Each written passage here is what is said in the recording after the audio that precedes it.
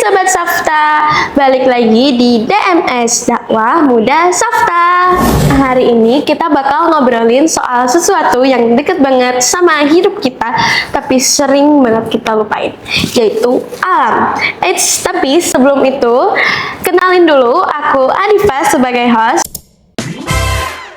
Kita sambut narasumber kita, Kak Cikwita. Assalamualaikum, hai semuanya. Waalaikumsalam, halo Kak Cici. Hai juga.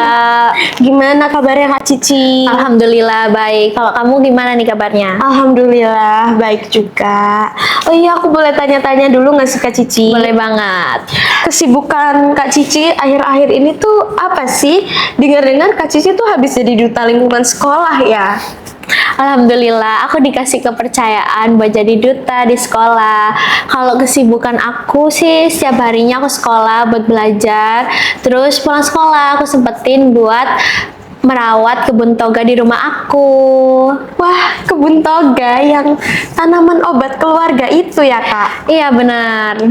Wah, kalau boleh tahu ada apa aja Kak di kebun toganya? Ada banyak banget, ada kencur, jahe, lidah buaya. Itu semua banyak banget manfaatnya buat kesehatan. Nah, pas banget nih. Kesibukan Kak Cici akhir-akhir ini itu ada kaitannya sama pembahasan kita kali ini. Apa sih emang pembahasannya? Ya udah, kita langsung aja ya.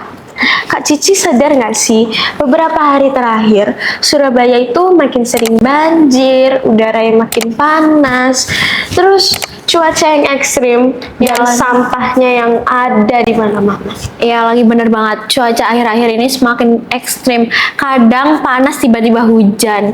Itu nakutin banget sih. Bener banget, yang lagi panas terus tiba-tiba hujan itu ekstrim banget sih menurut aku. Iya. Nah, ternyata dalam agama Islam semua itu ada hubungannya. Nah, disinilah konsep ekoteologi hadir. Aku baru denger Kak, apa? Ekoteologi. Oh, ekoteologi. Apa sih Kak ekoteologi itu?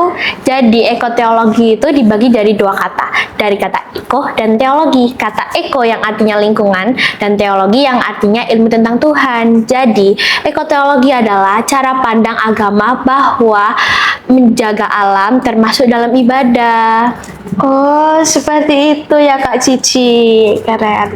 Terus Kak Cici, ada nggak sih dalil, firman, atau ayat Al-Quran yang menjelaskan bahwa mencintai alam itu sebagian dari iman? Pastinya ada dong. Di surat Al-Baqarah ayat 30 menjelaskan bahwa sesungguhnya aku hendak menjadikan khalifah di bumi.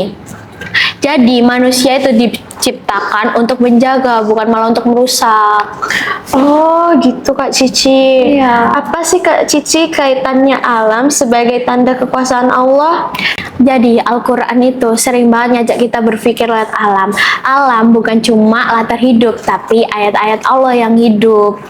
Coba deh bayangin kalau kita buang sampah sembarangan, boros air, merusak hutan. Itu bukan cuma merugikan manusia, tapi juga bentuk ketidakamanan kita terhadap titipan Allah. Masya Allah, aku baru sadar Kak. Ternyata alam itu sangat berkaitan dengan tanda kekuasaan Allah ya Kak. Iya, bener banget.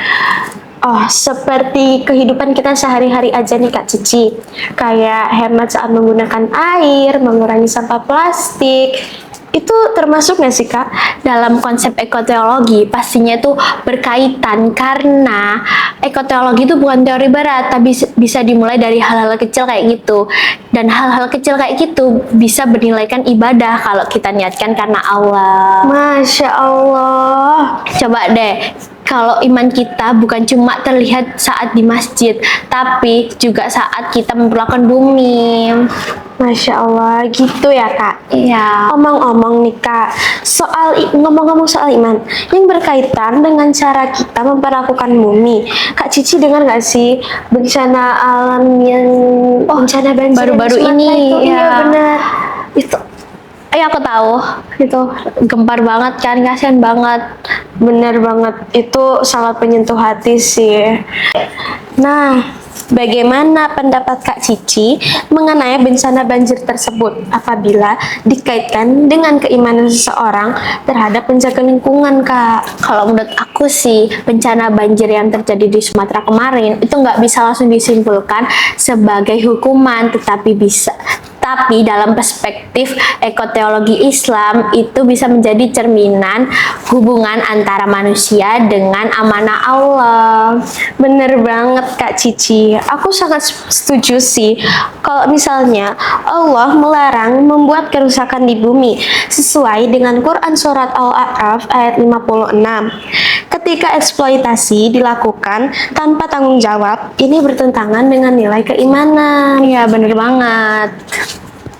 Jadi, menurut Kak Cici sendiri, bagaimana sih cara memaknainya sebagai generasi muda yang berbakat?